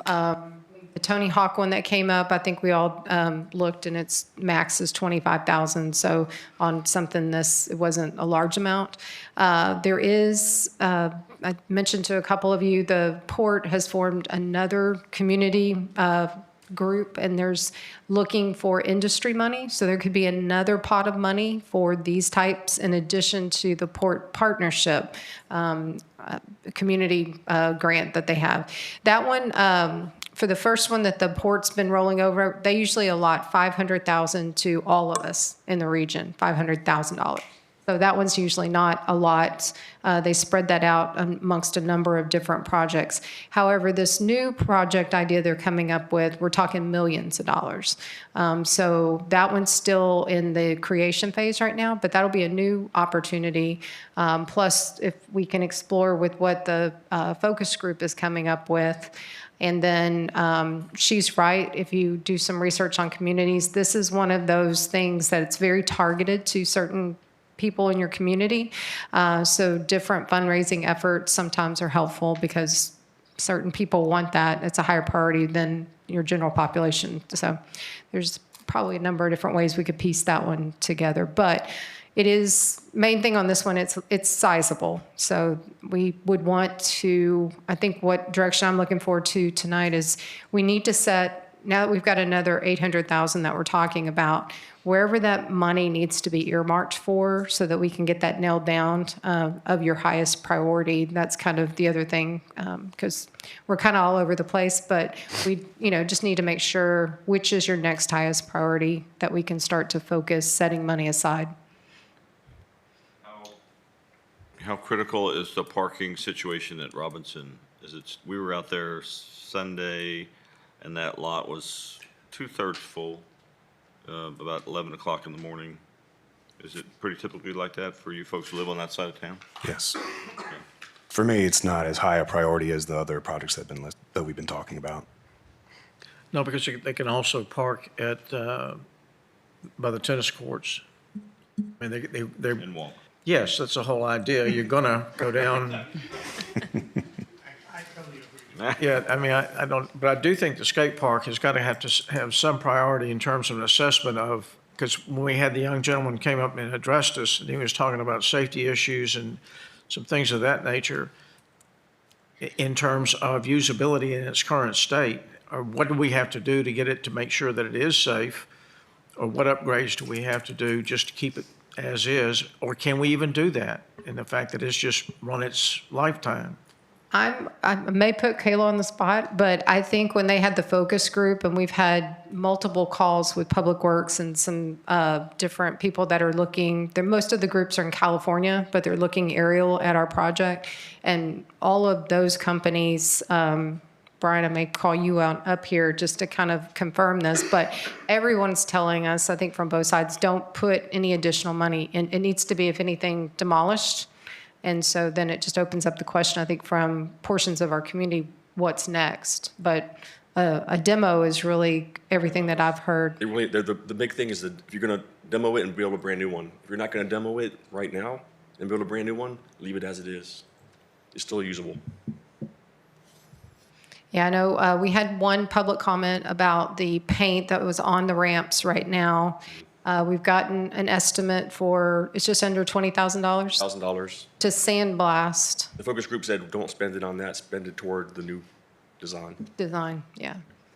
So, and I think there was probably, 4 groups or so that was representative out there for the focus group? 4 or 5, yep. There's a skating group, and also I think one member of the pump track group. They're like, I think 4 or 5 total.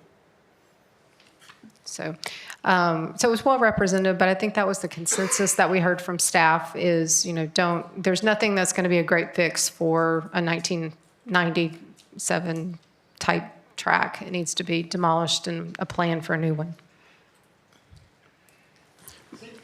It seems like we have a pretty big spread between $500,000 and $1.5 million.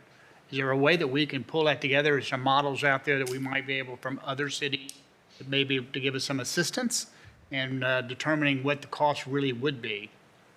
So I've talked to a couple of different people. I had a call actually today from someone that was in our Rotary group, his son's in South Carolina.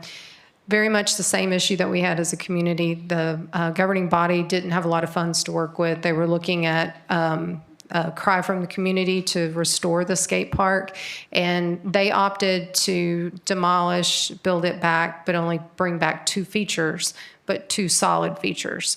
And so that was their solution of trying to, build back something in a very small scale, and then you could phase it, I guess, in the future if you wanted to.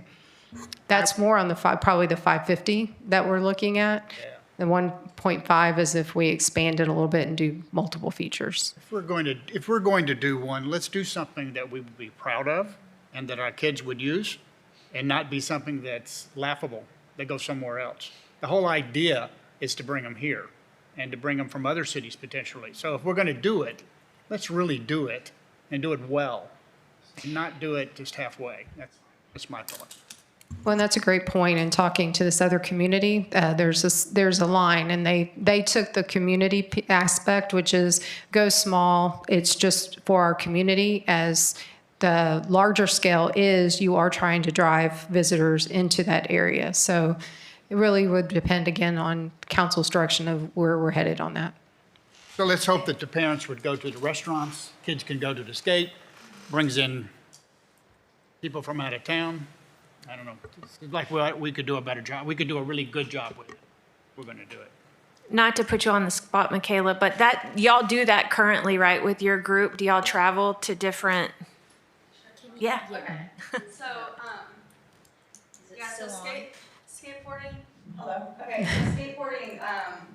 Yeah, we travel all over Texas to visit skate parks. And bless you.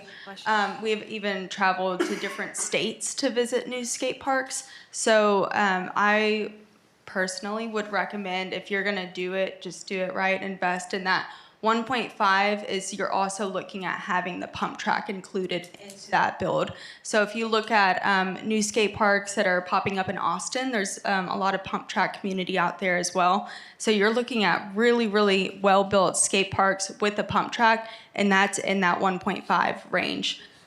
So usually when you have about a 15,000 square foot skate park, that's about double the size of what we have now. That's going to be really well built. People all over Houston, I guarantee you, will travel just to visit this skate park. My husband constantly is having to go to A-Leaf Skate Park because that's the newest, nicest skate park in the area. And that's about a 15,000 square foot skate park, and it was a $1 million project.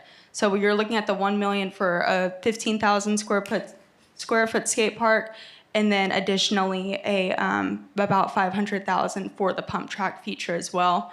And I would recommend doing them both together because if you have it as one CIP, it's going to save a lot more money in the end and service two groups of people that overlap a lot of the time too. So you're bringing in that biking community. I was going to say something else, but I forgot. But I'd be happy to answer any more questions. I have a couple. So are most of these places that you go are municipalities or are they private? They are city parks. They are city parks? Yes, they are city parks. So A-Leaf, funded by the city of Houston, like the League City Skate Park, funded, city. They're all public, yeah. What would be really helpful if we had 2 or 3 of examples of what they look like? And I apologize, I don't know what a pump Track. is. Yeah, it's like basically a wave of concrete, and so And that gets to speed up? Yes, it gets to speed up, and That makes sense. yeah. All right. Yeah, I'd be happy to forward y'all the PowerPoint that I presented at Parks and Trails. It has a couple of good examples in that, as well as the sources for those. But yeah. So on the grassroots fundraising, hi, it's me. She's like, where? What kind of fundraising numbers were you guys wanting to look at possibly contributing? The average grassroots fundraising, according to the skate park project, brings in around $27,000, Okay. And that's an average. So with our organization and just I think with the community passion that we have already, I think that is definitely attainable. And we already do fundraising for our organization, so I am familiar with fundraising efforts. I absolutely love you guys doing the focus group. That's really cool. Really Thank cool. you. Yeah, What- does Brian's that- doing a great job. Sorry, does that money also include the design, do you think? Yes. So the 1.5, if you're looking at that for everything, that's everything. And the pump track, ADA accessible wheelchairs can use that, is that? If I don't know specifically, I know that the Kashmir Ski Skate Park was designed by one of the designers we've been talking to, and they have it as an all-wheels park. They don't have a pump track, but you can make these types of parks ADA accessible if you design it correctly. One more question. What is the age group? I mean, from my son that's 2 can skate, or 3, sorry, he plays around on skateboards, and my father-in-law, who's in his 50s, still skateboards. So everyone who's interested. So here's what I'm asking.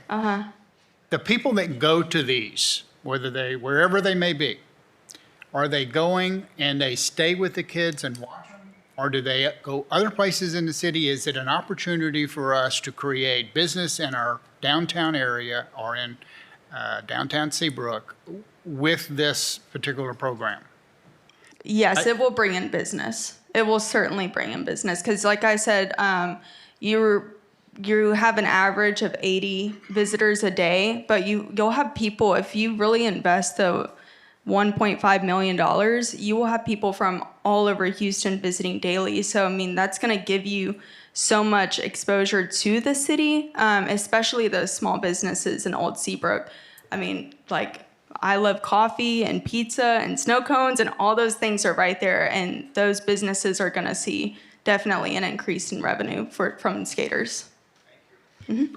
Do y'all participate in events also? Like, are there events that are hosted at these skate parks? We actually host events with our organization, so that's primarily the main thing that our organization does. And at these events, we feed the whole skate park.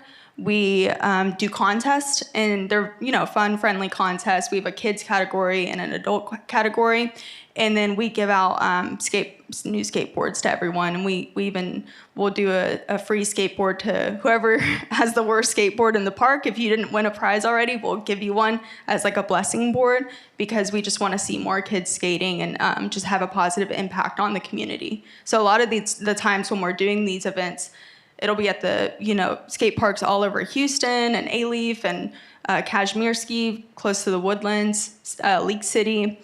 And there's kids that live in Seabrook that come to these events. But, there's kids from the whole greater Houston area that are involved in our events and programs. Just for the information for our new members of council, I think it was 2 years ago, we had a group come forward to promote Pump Track. Mm-hmm. And so, and it's my understanding in communicating with one of them, they're going to be bringing it back. And they had 20 or 30 kids in here to support it. So it is a popular thing. I've had adults reach out to me about it too, so it is all ages for the pump track for sure. Yeah, and we have one of the pump track guys on our group. He can speak more to that than I can personally, but I know that there is a huge community probably equally as well. So combining it all together in one and just doing a really great facility for both of those is definitely going to be a great benefit for the city and for the youth, especially, like I said, if you keep it in that same area, you have the school right there, the neighborhood right there, and that's going to just bring in so many people. And then with the other facilities, like we see, now there'll be moms that are, walking around the trails and the kids on the playground, but you can have kids on the skate park and dads on the skate park and moms on the skate park, and then also just walking around and using the other facilities there and parks there. Thank you, Caitlin. Mm-hmm. So we've been talking about four things. Well, I'll throw Robinson in because it wasn't in the grand scheme of things that much, but it's something that's going to be needed at some point. Bayside, Pier, Skate Park, and Robinson. Do we have some agreement on that those are kind of our four hot button topics right now? If we can kind of narrow this down. For me, I support. Same. The only one I would add would be the Hester Park pedestrian bridge. And when we're promoting people on the trails and everything, when they get to that bridge, they have to, they're right there on the highway. I mean, they're on Toddville, which is the highway. And you have folks on Toddville that feel that it's an extension of NASCAR. So I guess we're looking at, if I had to say in order, I would say Bayside Park and look at what we can trim on that. Okay. And then I would say demolition of the pier for tabling, reconstruction, and look at ulterior funding. And then I would say skate park. And then I think the pedestrian bridge is important. That would be my four.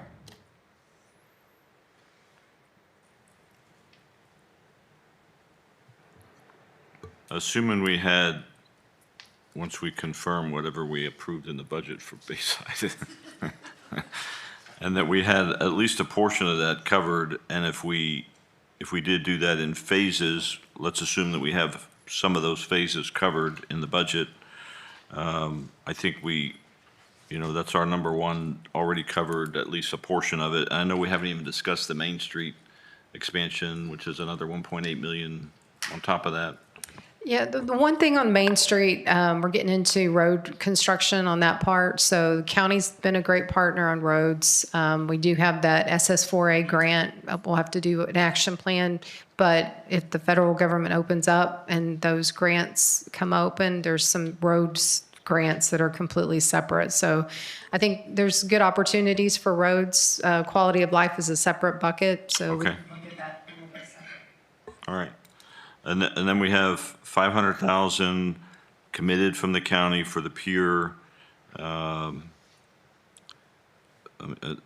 a set aside. We need to take 12,000 out of that to out of our budget, I guess, to do a study, because we got to know where we're at, right? We got to know where I we're think at. this study's critical. How we're gonna, Yeah. Otherwise we're blind, right? So, and then the skate park, there may be some community grants like we talked about. And I think there's a lot of energy around that whole project. Robinson, I think we can squeeze that in somewhere out of the extra 800,000. The pedestrian bridge, yeah, I mean, those people on Toddville are crazy. We did see an 8-foot alligator in Pine Gully Sunday, though, just swimming along. Wouldn't use the bridge. Wouldn't use the bridge, no, but my dog would. So I think for public safety, as we continue to expand our use of the trails, yeah, I agree. We'll add pedestrian bridge back in, right? So that's 5 projects. Yeah, assuming Bayside, we can get started with what we've got. That's 4 open projects that we need to find funding for.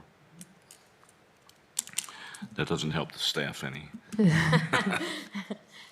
Do we have the ability to go back, and I'm assuming we're going to look at the Bayside project again and go, this is what our priorities are to do first, this second, this third? Right, so I'm working with the consultant right now. Probably on your next agenda, you'll see the next proposal, what that scope of work would be. And then we're talking about, in that proposal, looking at, from the 2.8, making an assumption deduction that coastal management programs for the coastal portion of it could be outside that 2.8. So we'll try to make a guesstimate on your proposal that you can bring that down to, say, 2.4, and then clarify what we have got budgeted with Mike and come back to you guys and let you know if that's secure as far as the 2.4. I'm probably going to get in trouble for this, but I want to know for us as a group, as council, if because to me, parking is critical down there.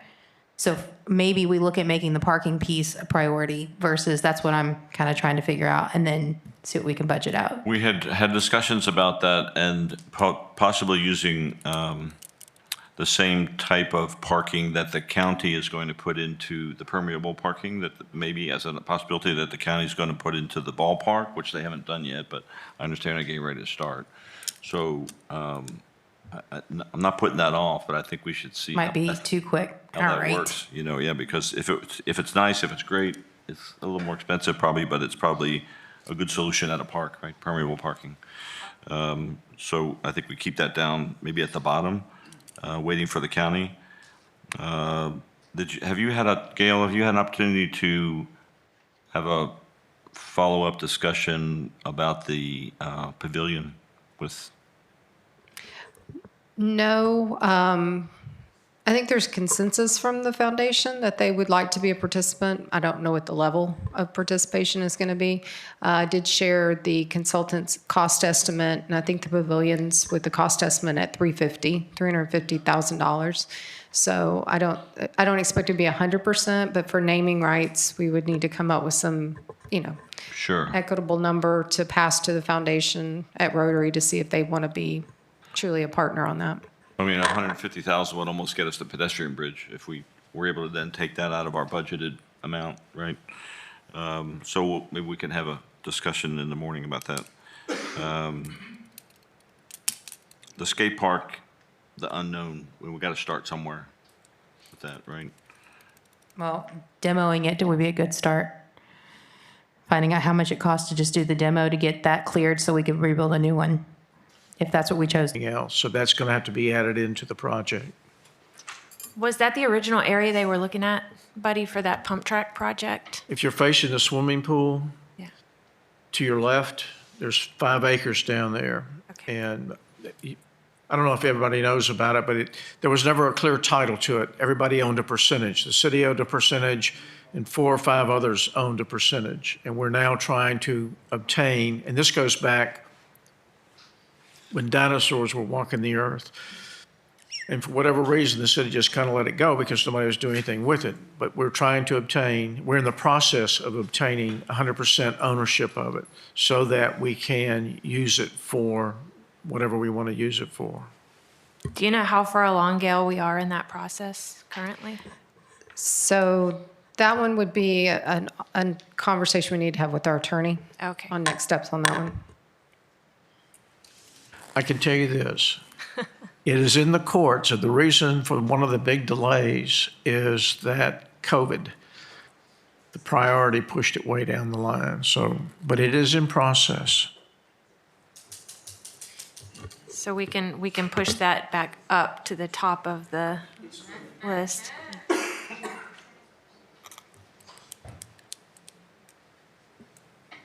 We need some direction for staff. Let's, So for we've the, already talked about Bayside, right? So I think we figure out where we're at, solid with Bayside, if we've got some additional potential funding for the pavilion, possibly for naming rights, and then the coastal planting grant, and then we can subtract that money out of the total, see what we have left, and there's a chance that we have some left over we can put into one of these other projects. So, right, so I think we're okay on Bayside, other than let's just figure out where the heck we're at with it. On the pier, we're in agreement that we need to do the study to see what we need to remove and what that is going to add to the cost or subtract from the cost that we currently have. So that would be a next step for the pier. as well as getting the feedback from GLO on Yeah. those posts. Yes, thank you. On the skate park, we want to see some examples, but Tom, I'd love to see some examples. could we give that back to the focus group to give council some examples of what that might look like? Yes, sir. Well, Mayor, she had mentioned that she'd submitted a presentation. Maybe let's start there. We'll get that to council because it sounded like that had examples. Oh, we have a presentation, right? Okay. Okay. Is that skate or skate and pump? I think she said both.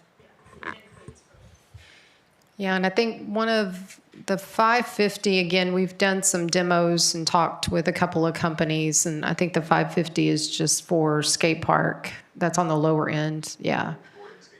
Yeah, so we'll need to, if this is kind of the direction, we'll probably need to go back and talk to those companies again to get a better idea of where we're at on that as far as starting some design.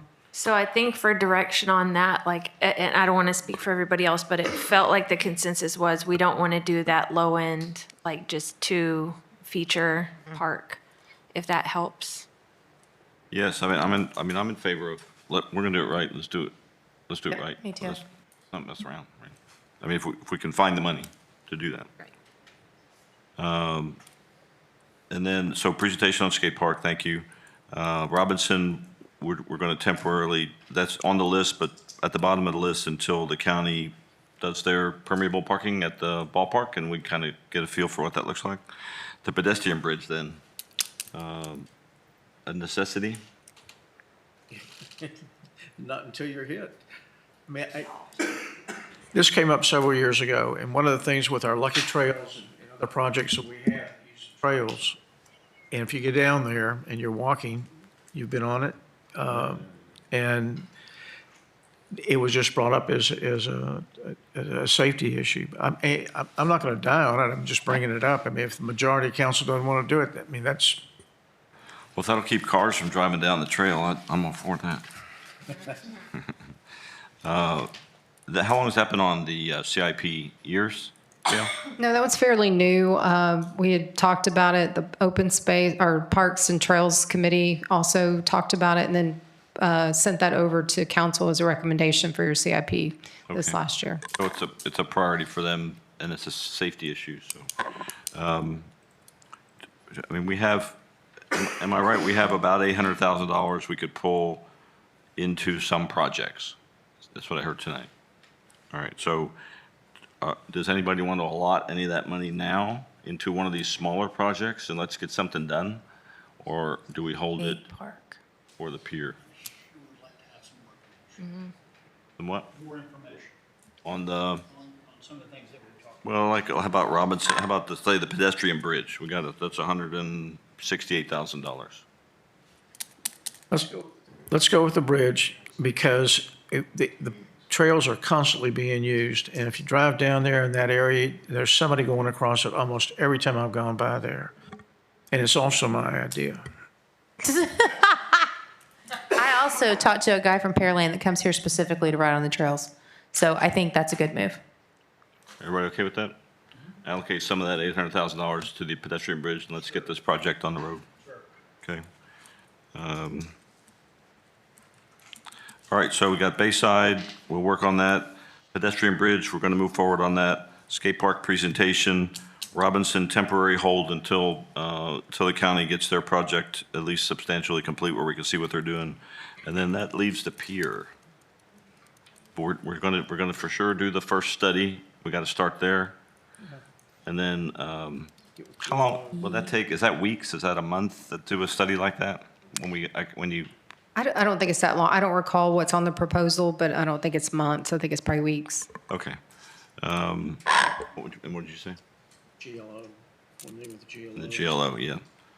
So we're gonna have to come back and revisit the pier after we get that study and we have the solid dollar amount that we know what we have to work with. So I do have a question on the pier. Say we did decide to reduce the length of it. Could we use those old plans and just modify them, or the plans that we've already spent the money on? Good point. And have them modified? Let me check with the engineer tomorrow. I would assume as long as we're in the GLO permit, he would just have to cap that off different. That shouldn't be a hard design change. If you could add that, please. Is that enough? Does anybody want to cover anything else? No. Gail, is that enough information for you to On a high note. come back with some more? Yes, and I apologize. We'll get clarification on the port funding and then go through your priority list that you just mentioned and then come back and give you an update on how that looks in a numerical form. Thank you. Anything else for our workshop session? If not, we'll adjourn the workshop session at 7:36 and enter back into regular session at 7:36. All right. New bit. Does anybody need to take a? Everybody good? Yeah. All right. Let's get this done. New business items 6.1. Consider and take all appropriate action on the approval of the video recording of all city board, commission, and corporation meetings. I make a motion to consider and take all appropriate action on 6.1. Councilmember Sanford makes a motion to approve. Do I have a second? Second. Councilmember Cervantes seconds. Okay, now we go into discussion. Angela or Tyler, this was your item. Do you want to talk about it? You want me to start? Okay. So I met with Gail and she put together a meeting with Amanda and Mick. And previously, I think the discussions that council was having was for live feed, kind of like how the council meetings are done. From a cost perspective, what we looked into or what we discussed was instead doing recordings and then having those uploaded in the very same way that they do currently for meetings with the audio. And that would be minimal cost impact. And I don't know, did Mick want to give the presentation, Gail, on that? She might be running solo up there. Okay. Can you give us a hand wave if you're stuck up there? Okay. Okay, yeah. Yeah, so I can try not to butcher this. But the cost estimate for this method is $27,400, and that's all capital cost, which means that it would qualify for PEG funds. We have $96,000 currently in PEG funds, and those can solely be used for this purpose. So if we don't use them for this, they're just going to continue to accrue unless we have another need like this in the future. As far as what that cost entails, it would be a capital project with these funds to set up a button. So the way the liaison does currently with the audio recording is they push a button before the meeting starts, like say Parks and Trails, EDC, whatever the case may be. And then once the meeting ends, they end it, and then the next day they upload that and it gets put onto the city site for public consumption. So just to reiterate this, all of this is capital, and it would come out of PEG funds and not impact the budget whatsoever. Thank you, Tyler. Anything to add? I mean, that's the gist of it. That's the idea of it. I mean, the nature of this whole idea, we've talked off and on for the last few years, this council and previous councils, about the importance of having these recordings. And just to kind of clarify, it's, the importance of, I have a background in digital communication. And so a lot of the time is, when we are talking about endless numbers of projects and details and numbers and everything, it's important to have the best amount of information possible, just not as a catch-all thing or catch anybody off guard or anything like that, but just to showcase exactly what the efforts are that are going on, by the endless number of volunteers and committee members and city staff. And so I think this also creates an opportunity for more buy-in from our community as well, as we can see that can be beneficial overall. This just starts with communication and being bought in. I mean, Angela and I came to most of the meetings, and oftentimes we were by ourselves for some of these committee meetings, and I know we had more open schedules, but I feel like we've seen an increase in activity from our community by having just these particular city council meetings being more easily available online. And I can see that being beneficial for these other meetings as well, being seen in the same way. Does this affect our scheduling? I mean, it seems like we have an awful lot. How do we schedule all of that? Well, I guess the question is this for just for meetings that occur in city council chambers? Is that the idea? That's the point I'm making. Have to be. So this would be, the proposal is for all meetings, but it would, I'm not sure, what do you mean by affecting? Well, like Parks and Trails, for instance, they meet at Public Works. So are we going to force them to meet here in city council chambers? Okay, so that's a good call out. And Scheduling is the issue, and who manages that? Yeah. Overlapping, meetings, that kind of stuff. Anyway. And another part of this too that I guess I'm questioning is our council meetings are indexed, which takes a tremendous amount of time. This would just be recorded and posted, not indexed, correct? Because that would be extra work on our staff. I mean, personally, I don't see the need to be indexed at the very beginning. I think just one of the benefits of having a video particularly of this in the same way we have our city council meetings is because it's not a matter of just recording. It's about being in touch with how our community consumes this information easily. I'm pretty sure, and I can speak for my own household, they're probably watching right now, just having it on the background, and I'm sure many other people are as well. And I'm sure what happens, especially particularly on watching some of these city council videos, it pushes you to the other city council video. And by incorporating more of these, it'll send you automatically to potentially other committees like EDC and Parks and Trails and everything else like that. So you're part in that whole deal. And I wanted to also go back to when we met for our city council retreat. We all called out, I highlighted quite a few pieces that we called out as priority unanimously. So for weaknesses, lack of trust, lack of communication. For opportunities, more community involvement, better communication. For threats, local division, loss of trust. Short-term goals, encourage more community involvement. And areas of focus, restoring reputation. So I believe that this is a necessary step in order to try to build that bridge and focus on these key points that we prioritized. Okay, I have no problem with the increased transparency, and that's fine, but I'd like to know, like you quoted $27,000, it's all capital expenses. What about labor? What about staffing? And then the other part of it is location, because the only place I know that we video is here in these chambers, which means that all meetings would have to be here. Because I know that P&Z meets upstairs, as does ethics.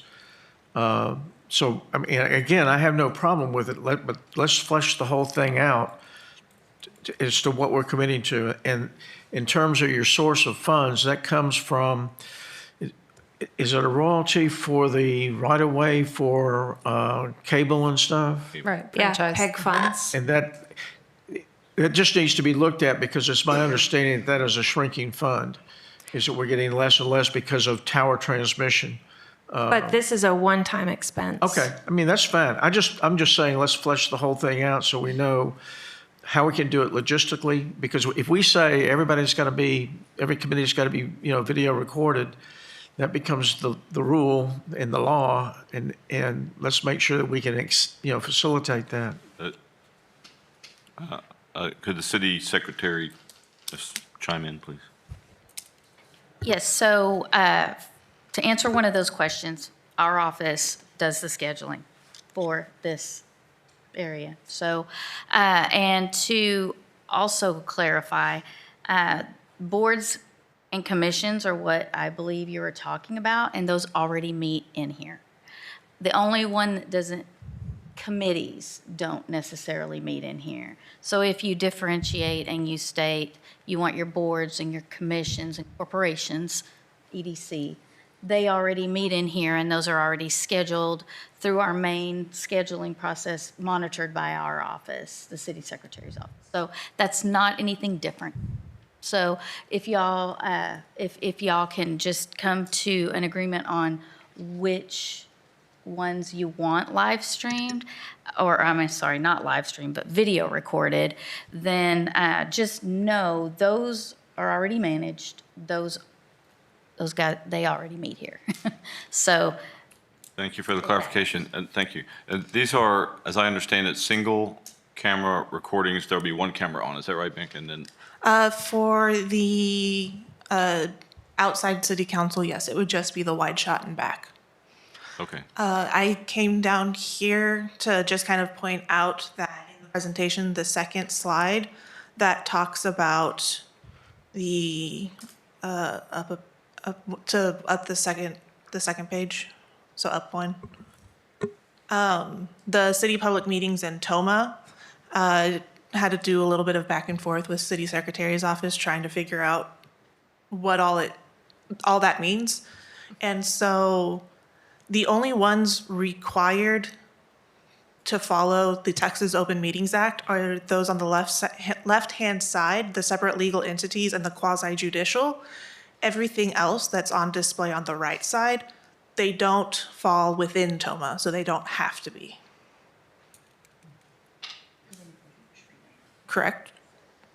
Yeah.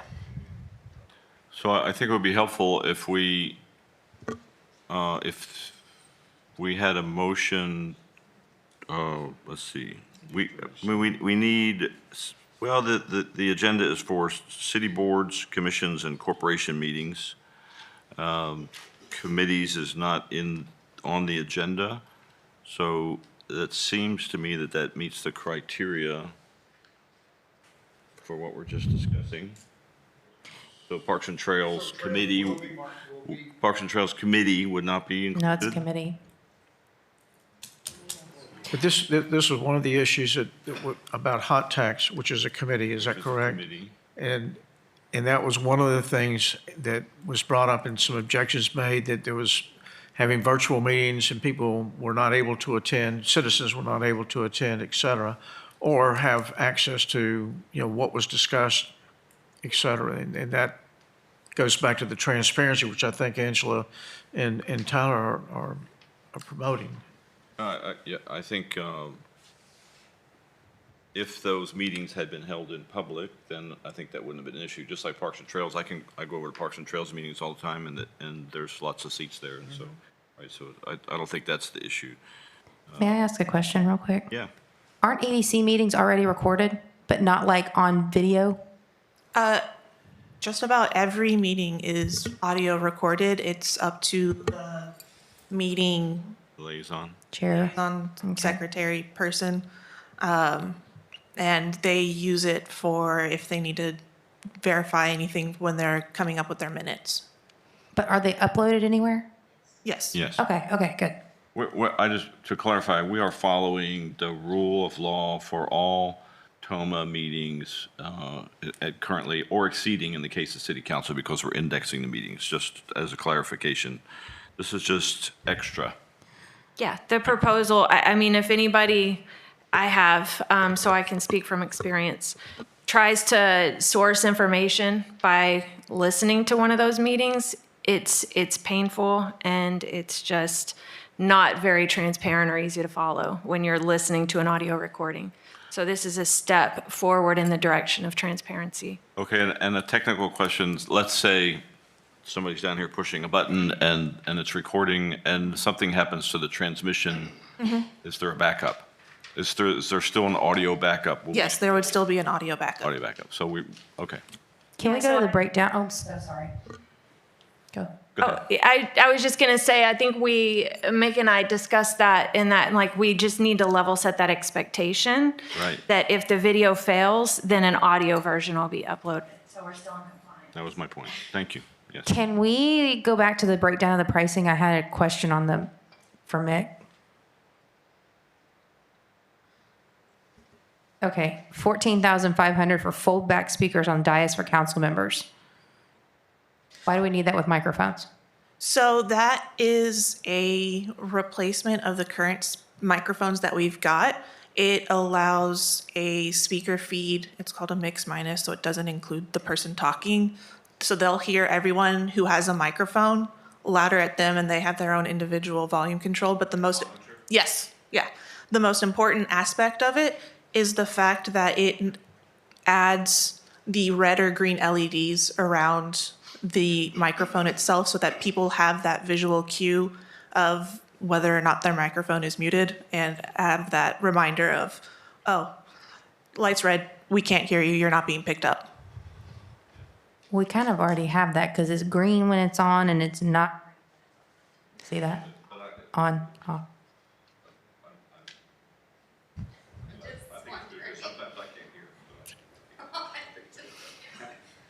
I guess I'm wondering if that's really a necessary expense and if we could cut it down and not have that and still have the video recording. It's a capital expense that comes out of the PEG fund, which has $98,000 in it. It's a one-time expense. Will there be annual upkeep dollars that will need to be met? Not within this build out.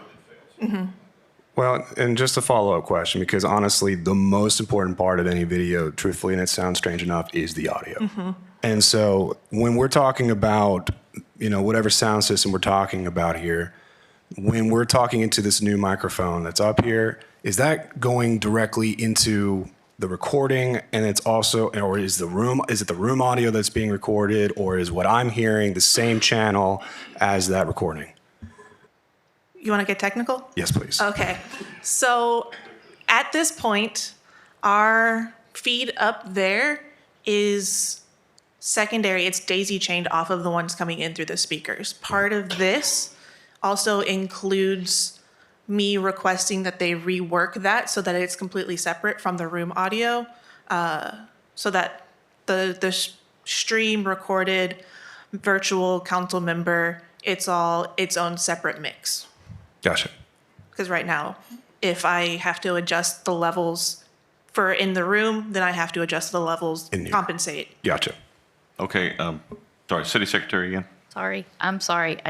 To answer that question, sort of was my ad. And the reason I wanted that is because in this situation, if I'm the button pusher, there is no mic upstairs. And when I can't hear that, I'll know something's up and I can make sure the secondary's going, or, it just gives that button pusher, it's not always going to be me. That makes more sense to me, but I'm just seeing. That was my ask. Okay. Because I didn't answer. when I saw did. that, I thought, that helps you guys during this, but it really helps the one button pusher. I figured there was more to it, but I was like, there's a green light. It's Yeah, well, and at this point, also that green light is just purely mechanical, pressing the button of here.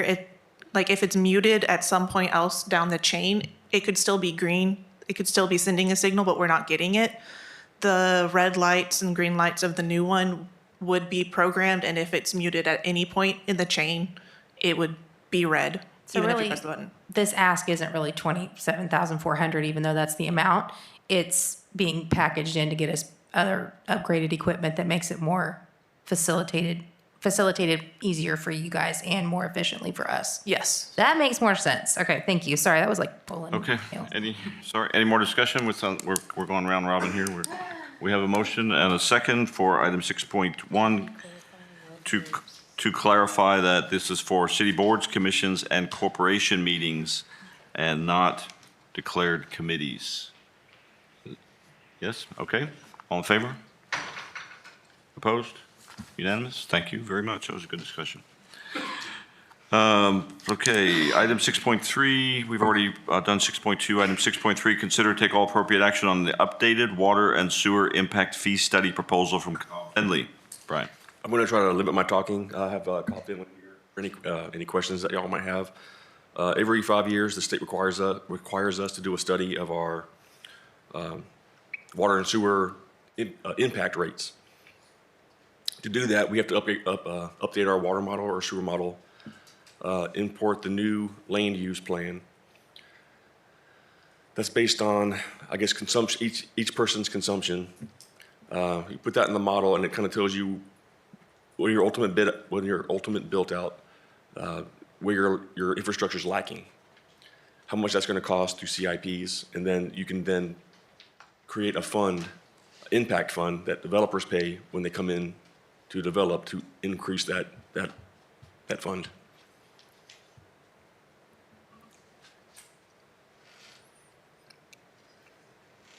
Brian, are you asking for a motion or are you just asking for council to direct you to move forward with getting cost for a study, or is there some cost? There's already a cost.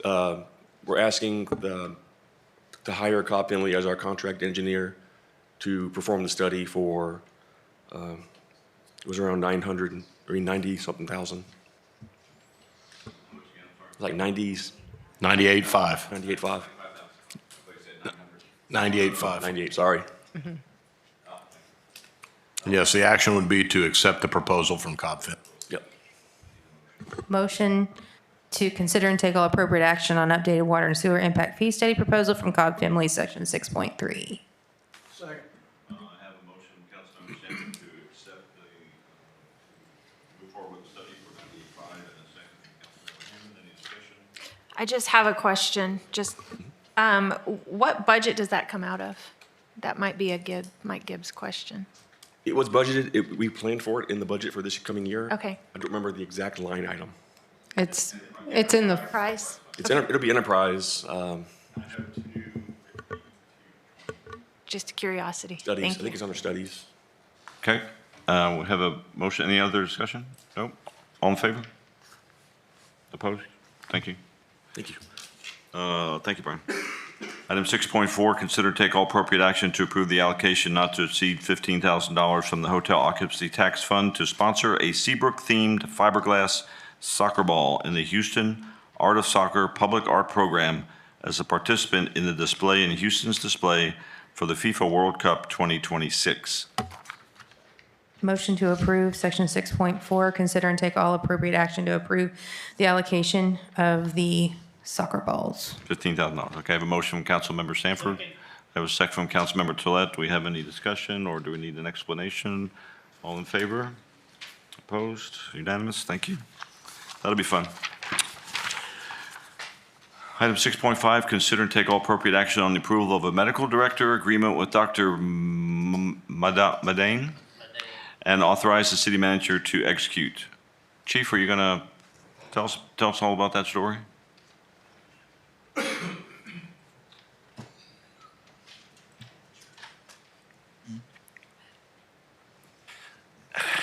Dr. Madane's been our medical director since inception.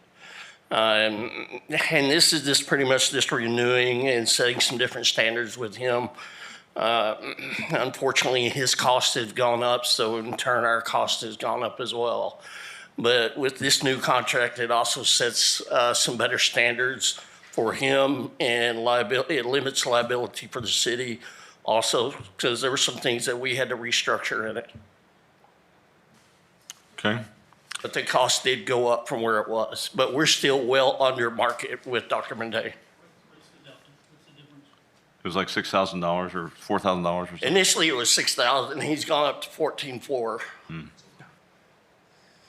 And the average cost for a medical director of our size around this area will run anywhere from 24 to 27,000 a year. Okay. Move to approve 6.5.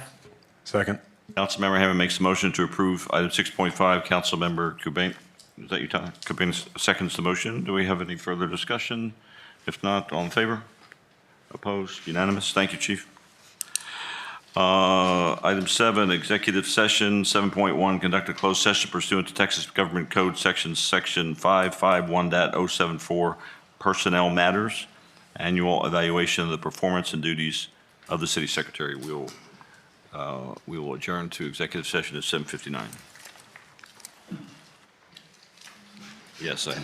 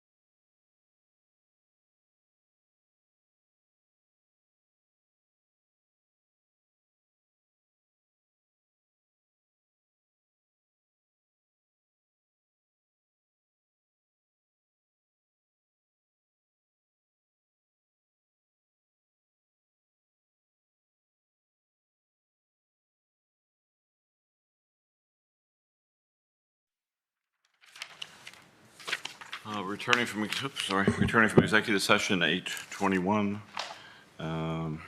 No action was taken. Item 8, open session. Council revened in open session to allow for possible action on any of the agenda items listed under those executive session. There is none. Item 9, routine business. 9.1, establish future meeting dates and agenda items. Mayor and council, your next regular meeting is scheduled for November 4th at 6 p.m. All right, hearing no further business for this council, we are adjourned at 8:21. Thank you. Good productive meeting.